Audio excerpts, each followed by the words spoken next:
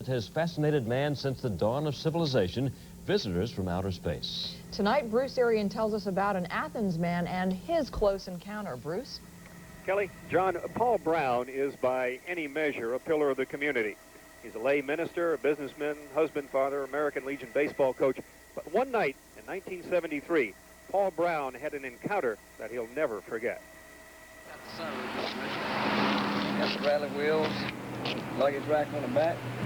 Enjoyed your colors. For the past 15 years, Paul Brown has been going on about his business as though nothing ever happened to him on the night of October 16, 1973. But it did. Something so extraordinary that it would stay with him forever. Yes, I have very vivid memories of what happened and what took place.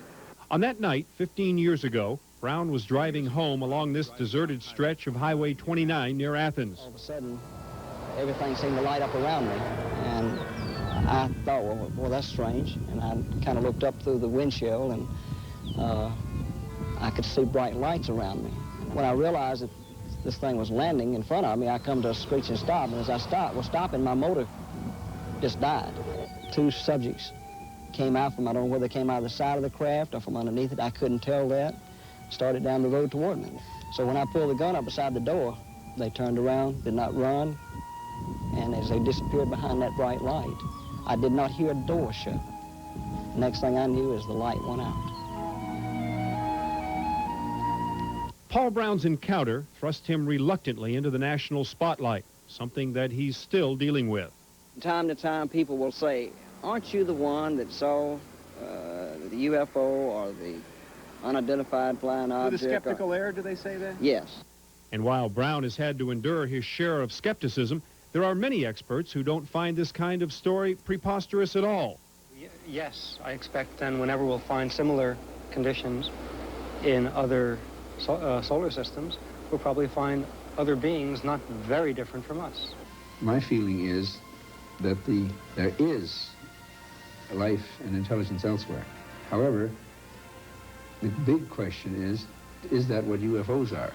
But sadly, that question has been clouded over the years by natural phenomenon and by outright fakes.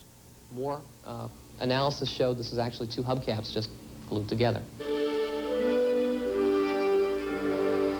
In fact, the bottom line of the whole UFO controversy is this. As far as the evidence goes, there's really no hard evidence to support that we've ever been visited by craft from other worlds.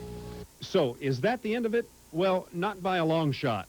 With 200 billion stars in our galaxy, and the universe containing billions more galaxies, the law of averages alone suggests that perhaps we are not alone. And the nation's scientific community seems to share this view. It's preposterous to me to think that we could be such complete freaks as to be the only intelligence in that vast array of things. Interesting note. For years, a government-sponsored project called SETI, or Search for Extraterrestrial Intelligence, has been scanning the heavens from the Mojave Desert with huge radio telescopes, listening for some trace of intelligent life. But even if they were to pick up a message from outer space, it would do little to settle the UFO controversy. Our nearest star, Alpha Centauri, is 24 trillion miles away, an extraordinary journey for even some ultra-advanced life form to make. And so, without any hard evidence of a UFO visitation to this planet, those who have had an encounter, like Paul Brown, bear their own private burden. Do you ever wish now that you hadn't made this known publicly? Yes, I have thought about that a lot. A lot of people think you're crazy and kooky and whatever, you know. And yet, despite the personal price that he's had to pay, Paul Brown stands by his recollection of what he saw on that deserted highway that night 15 years ago. In my mind, it's there. What people think, I don't know. It's still unsolved in my mind. Now, if you're like most people, you probably roll your eyes a little when you hear about UFOs, but interesting note, Paul Brown says that he used to chuckle to himself as well when the subject of UFOs came up. Well, he laughs no more. He talks, when you talk to him about this encounter, he talks about his heart beating so fast that he could actually see it through his jacket, talks about his legs trembling, and he'll only say, I wish you could have been there. I wish you could have seen what I saw. And what was it that he saw? Well, that's going to remain one of Georgia's great unsolved mysteries. John, Kelly?